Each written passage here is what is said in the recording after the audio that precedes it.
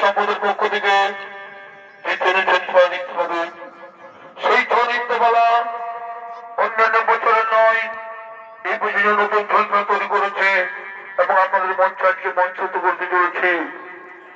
এই নৃত্যমালা আপনাদের মঞ্চ আজকে প্রথম শুরু করছি। যদি কোনো ভুল ত্রুটি হয়ে থাকে আপনারা সকলেই ক্ষমা করে দেবেন। এই নৃত্যমালার নাম রাখা হয়েছে নারায়ণীর নরসিংহ অবতার ও হিরণ্যকশিপু।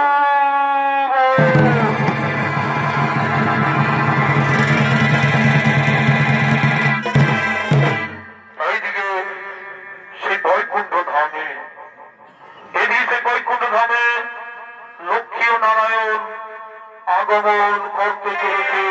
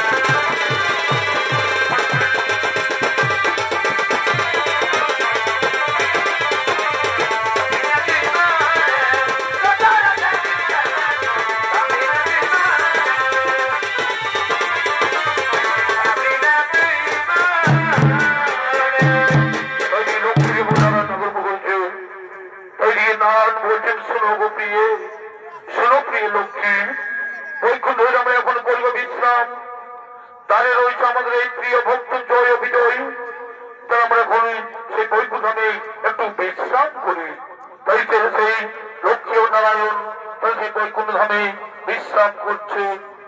এদিকে সেই দ্বার রক্ষী জয় বিজয় তারা দ্বার রক্ষী করার জন্য আগমন করছে।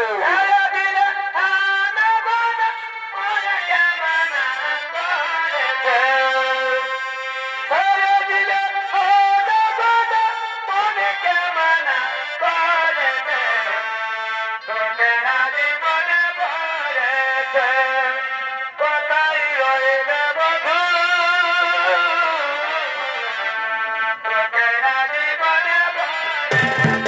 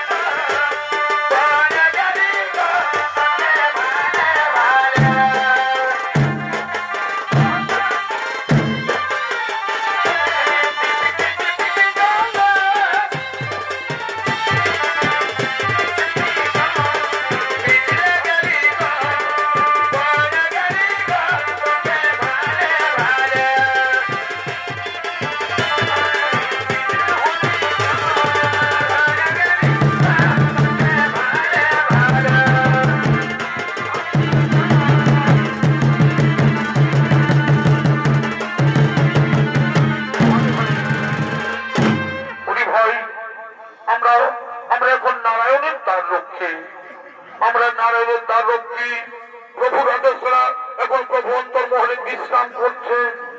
এই প্রভুর আদেশরা আমরা কাউকে এই বৈকুণ্ঠে প্রবেশ করতে পারি না। আমরা এই প্রভুর আদেশরা কাউকে বৈকুণ্ঠে প্রবেশ করতে দেব না। তাই কারণে সেই তার রক্ষী হিসাবে নিয়োগ করলো। এদিকে সেই ব্রহ্মার 4 মানস পুত্র, এদিকে ব্রহ্মার 4 মানস পুত্র সনৎ, সদানন্দ, সনাতন এবং সনত কুমার, তারা বৈকুণ্ঠ ধামে নারায়ণ দর্শন করার জন্য আগমন করছে।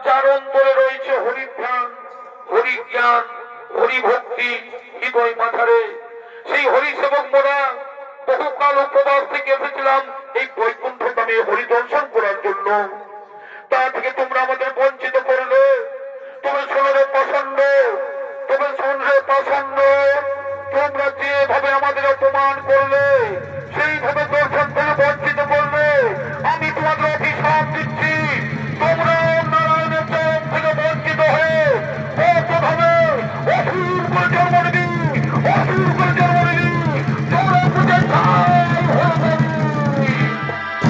ক্ষমা করে দিতে বল, ক্ষমা করুন, এখন আপনার পায়ে ধরে অনুরোধ করছি, দয়া করে ক্ষমা করে দিন।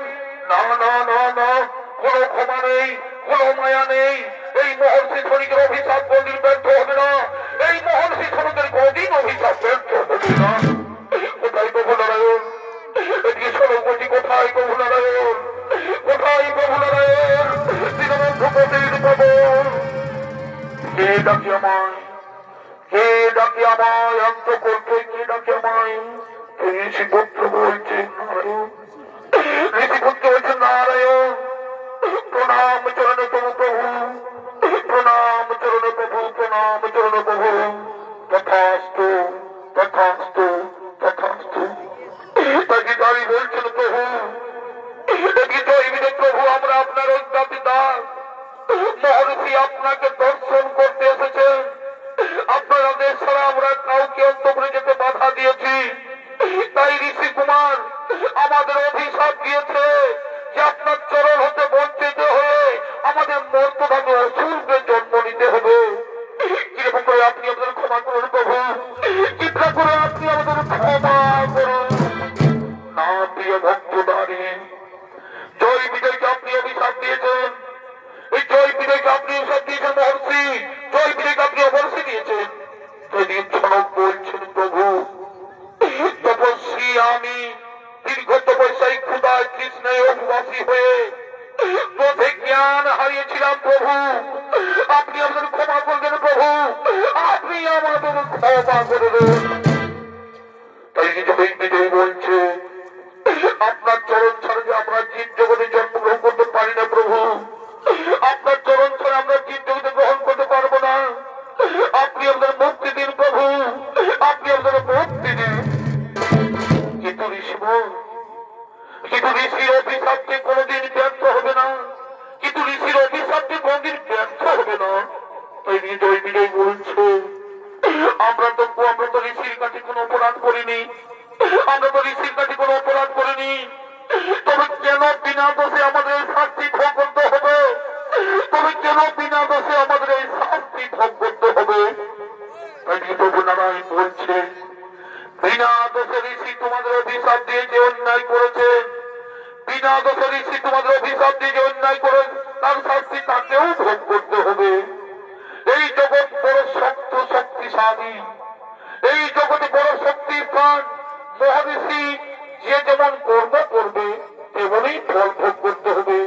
আর এই জয় বিজয়, তোমরা আমার পরম ভক্ত, তোমরা যদি আমাকে মিত্র ভাবে পেতে চাও, তোমরা যদি আমাকে মিত্র ভাবে পেতে চাও, তাহলে তোমাদের 7 বার মানব জন্ম নিতে হবে।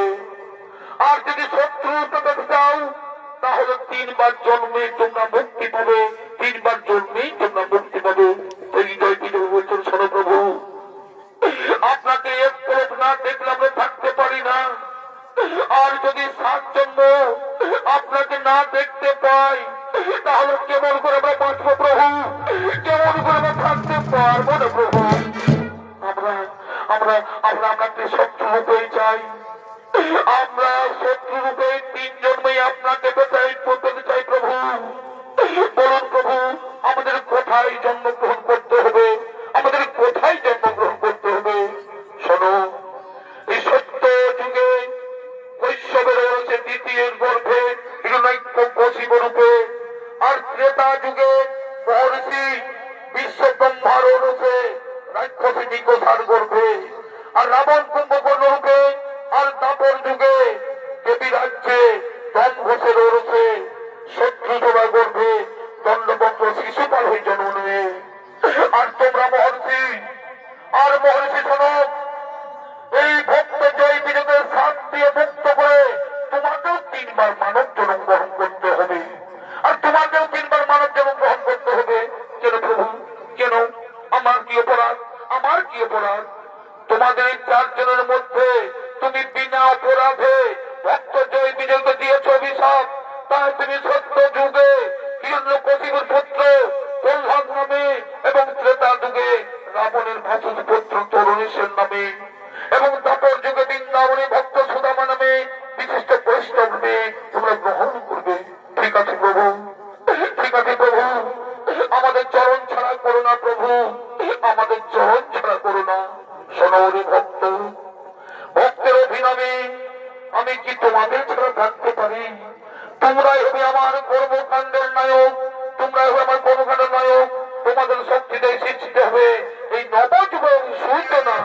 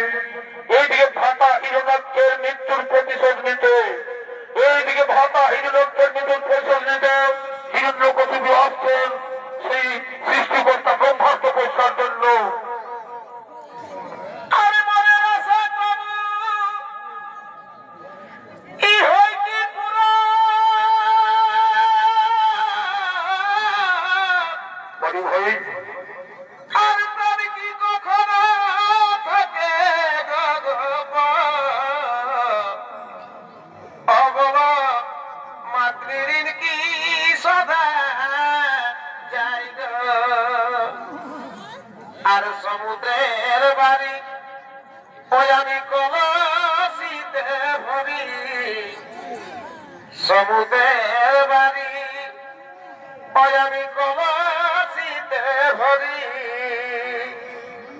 অবলা সে কবু কিছু খাই গে বলা সে কবু কিছু খাই গে বলি তোমার কি ভুলা যাই গো অধনি তোমার কি ভুলা যায়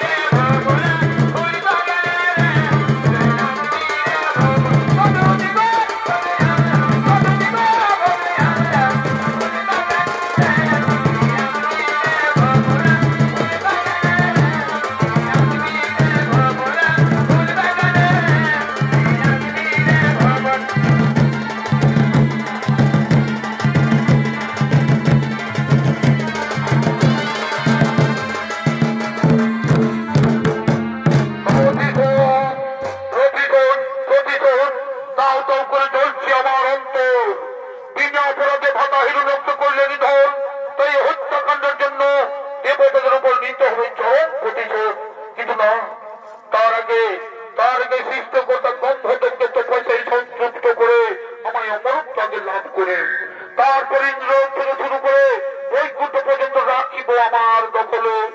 তাই তিনি সে ব্রহ্মার আরাধনায় রত হলেন। ওম ব্রহ্মদেবায় নমো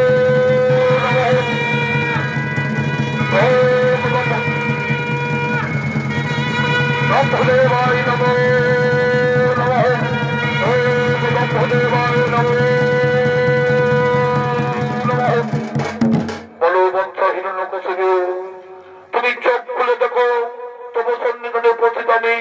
বলো বংশ, কি মনোবাসনা তোমার? আমার প্রণাম গ্রহণ করুন ব্রহ্মদেব, আমার প্রণাম গ্রহণ করুন। আমার ডাকে যদি সবাই তোকে প্রসন্ন, তবে অমরত্ব বর প্রদান করুন, আমাকে অমরত্ব বর প্রদান করুন। আমি কি রূপে তোমায় অমরত্ব বর করিয়ে প্রদান? আমি তো নিজেই অমর নই, আমি তো নিজেই অমর নই। আমার একদিন হইবে মরণ, তবে সময়ের ব্যবধানে এই চারি যুগ হয়ে আমার একদিন, ৩৬৫ দিন হয় আমার ১ বছর। এই রূপে ১০০ হয়ে পরমায়ু আমার, তাই আমার অমরত্ব বর্ষ আমি চাই প্রভু। অমরত্ব বর্ষ যা চাইবে আমি তাই তোমার করব প্রদান, অমরত্ব বর্ষ যা চাইবে তাই তোমাকে করব প্রদান। তাহলে শোনো প্রভু, তাহলে শোনো প্রভু, আমাকে এই বর প্রদান করুন যে আমার সৃষ্টির কোন প্রাণীর হাতে, যে তোমার সৃষ্টির কোন প্রাণীর হাতে হয় না মরণ। আরো বলি শোনো, দিবা এবং রাত্রিকালে এবং গৃহ মধ্যে বাইরে এবং আকাশ ও ভূতল এবং কোন অস্ত্র শস্ত্রে যেন আমার না হয় মরণ। তথাস্তু। ভক্তের অধীনে আমি তোমায় আশা করিলাম পূরণ, ভক্তের অধীনে আমি তোমার আশা করিলাম পূরণ। তথাস্তু তথাস্তু তথাস্তু তথাস্তু।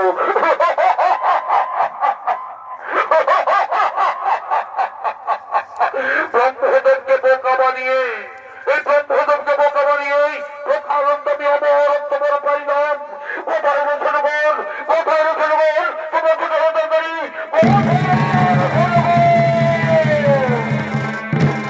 শোনো রসুন বল, শোনো রসুন বল। ব্রহ্মা নিকট আমি প্রকারান্ত পেয়েছি অমরত্ব বল। দেবতা গণের দেবতা গণের আমাদের প্রয়াহিত করতে পারবে না। তাই তাই ভাতৃ হত্যা নারায়ণ বৈকুণ্ঠ করিতে হইবে কমল। তাই আমি বিলম্বন নাহি প্রয়োজন। চলো চলো বসে বৈকুণ্ঠ করিবা কমল, চলো বসে বৈকুণ্ঠ করিবা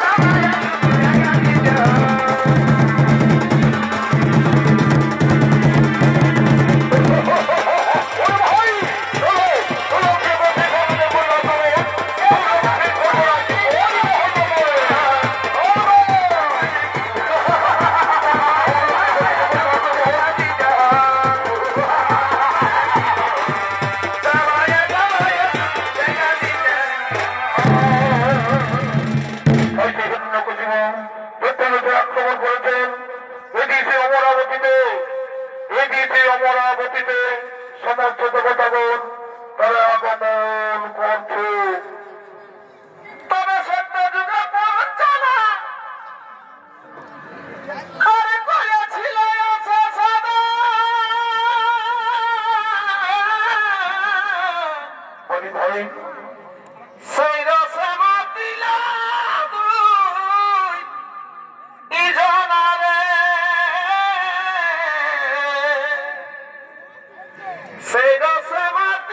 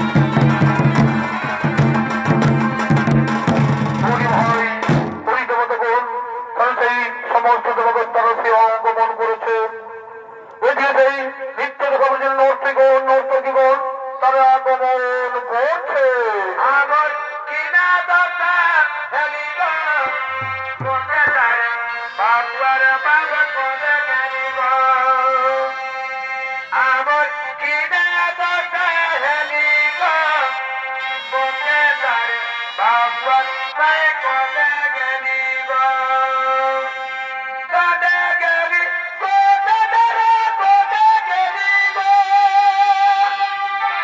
কোদে গেলি কোদে রে কোদে গেলি গো আমার কিনে দশা হেলি গো বকে তারে বাবার পায়ে কলে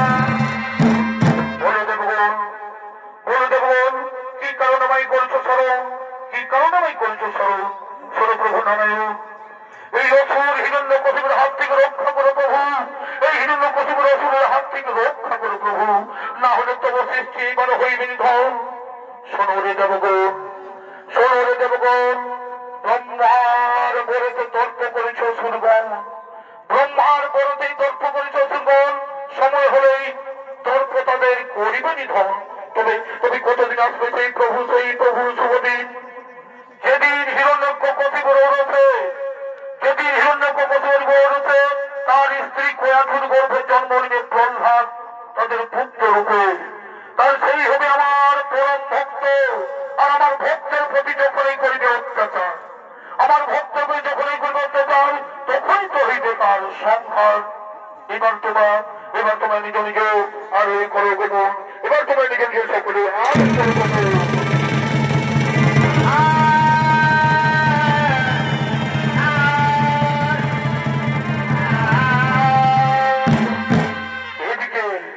এদিকে সম্ভাসুরের কন্যা কয়াথু তাকে বিবাহ করে হিরণ্যকশিপু, এবং সেই হিরণ্যকশিপুর সেই কয়াথুর গর্ভে একে একে 4টি পুত্র সন্তান জন্ম নেন।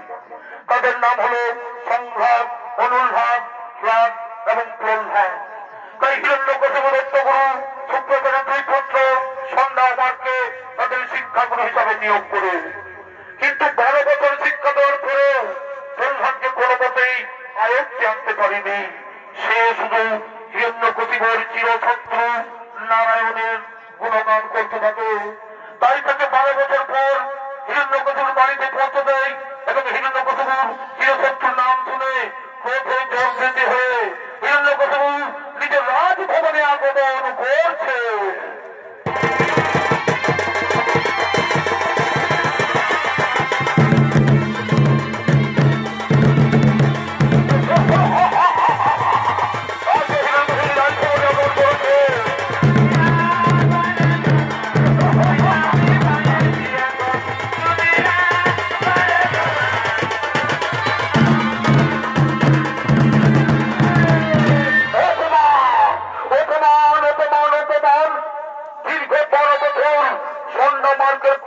প্রহ্লাদকে শিক্ষা লাভের জন্য ভর্তি করেছিলাম, কিন্তু সেই এমন শিক্ষা লাভ করেছে যে সব সময় তার মুখে আমার চিরশত্রু উপদেবতার নারায়ণ নাম করে।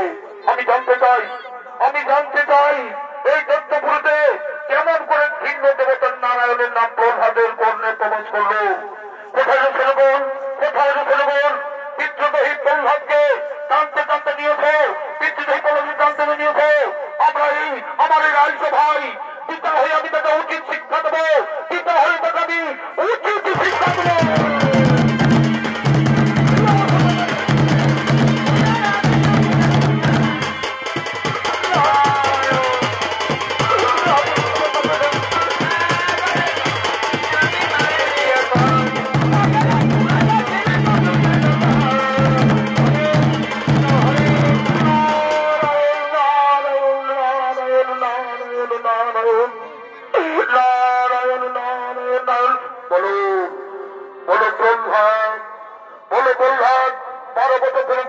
তুমি কি শিক্ষা লাভ করেছো? পিতা পিতা পিতা আমি বিদ্যার মধ্যে যা শ্রেষ্ঠ তাই আমি গ্রহণ করেছি পিতা। কি সেই বিদ্যা? বিদ্যা হচ্ছে ব্রহ্মজ্ঞান পিতা, বিদ্যা হচ্ছে ব্রহ্মজ্ঞান। ব্রহ্মজ্ঞান কি পিতা? ক্ষমতাই 2 প্রকার, এই সত্যব্রহ্ম এবং পরব্রহ্ম। সত্যব্রহ্ম দিয়ে এই ব্রহ্ম জানতে হয়, পরব্রহ্ম শব্দের আগে হলে পরি পাওয়া যায় ভাগ্য সম্পদ। মিথ্যা কথা, এটা দেবতাদের মন গড়া শাস্ত্র, এটা দেবতাদের মন গড়া শাস্ত্র না পিতা না। ভগবান শব্দের এই 2 ব্যাখ্যা, ভগবান শব্দের এই উপনীত 2 ব্যাখ্যা। কে সেই ভগবান? ঐশ্বর্য, ধর্ম, যশ, শ্রী, জ্ঞান, বৈরাগ্য, এই 6টি রকমের নাম হলেই ভগ। এই ঐশ্বর্য থেকে দম্ভ, ধর্ম থেকে ক্লেশ, যশ থেকে গৌরব, এবং শ্রী থেকে শক্তি, এবং জ্ঞান থেকে বিবেক, এবং বৈরাগ্য থেকে অনাসক্তি গ্রহণ করে যিনি এই সর্বভোগে বিরামান করে তিনি হচ্ছেন ভগবান, যার কৃপাতে আমরা চন্দ্র সূর্য উঠে বাতাস তাই বন্দনা পাই। নদী, জল, ফুল, ফল, ফুলের স্বরূপ, পাকের তাপরি সকলে তো তারই সৃষ্টি। মিথ্যা কথা সর্বত সৃষ্টি এখন আমার, সর্বত সৃষ্টি হল আমার পায়ের তলায়, সর্বজয়ী আমি এই ভগবান, আমার নাম জপ করো, তুমি আমার নাম জপ করো না পিতা। বাইরে তুমি সর্বজয়ী হলো, বাইরে তুমি সর্বজয়ী হয়ে এলো, ভিতরে তুমি জয়ী হতে পারো না পিতা, ভিতরে তুমি জয়ী হতে পারো না। ভিতরে শত্রু তোমায় পরাজিত করে রেখেছে। কে সেই ভিতরে শত্রু? কে সেই ভিতরে শত্রু? কাম, ক্রোধ, লোভ, মোহ, এই চারজন তোমাকে পরাজিত করে রেখেছে। আর আমি এই চারজনকে পরাজিত আমি করে রেখেছি। তাই এই ব্রহ্মজ্ঞান শিক্ষা গ্রহণ করে, এই ব্রহ্মজ্ঞান শিক্ষা গ্রহণ করে অপমান অপমান অপমান অপমান কি দারুণ অপমান। তুমি জানো যে মুখে তুমি পাপ নামে উচ্চারণ করছো, যে মুখে তুমি পাপ নামে উচ্চারণ করছো, তার একমাত্র শাস্তি হচ্ছে প্রাণদণ্ড, তার একমাত্র শাস্তি হচ্ছে প্রাণদণ্ড, তার একমাত্র শাস্তি প্রাণদণ্ড। মানতে মরতে আমি ভয় করি না পিতা, মরতে আমি ভয় করি না পিতা, মরতে আমি ভয় করি না।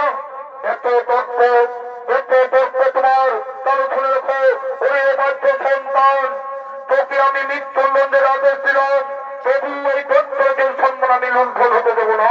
ওরে ছেলেবোন, ওরে ছেলেবোন, একে চাহুক মারতে মারতে, একে চাহুর মাত্র মৃত্যু করে দাও, একে চাহুর মাত্র মৃত্যু করে দাও।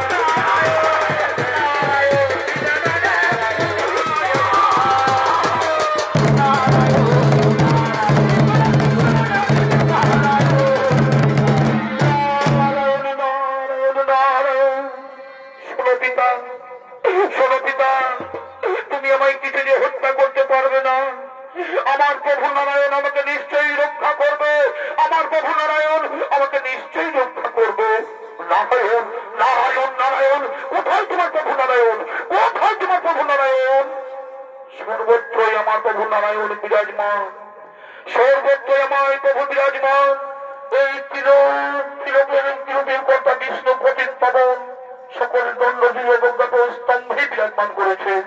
আমি প্রভু স্তম্ভে বিরাজমান করছে, তাই যদি হই এই সম্বন্ধে বিরাজমান, তবে কেন নাহি তাই দেখিতে পাই স্তম্ভতে আছে আছে আমার প্রভু শ্রী বিষ্ণু এই স্তম্ভের মাঝারেই রয়েছে।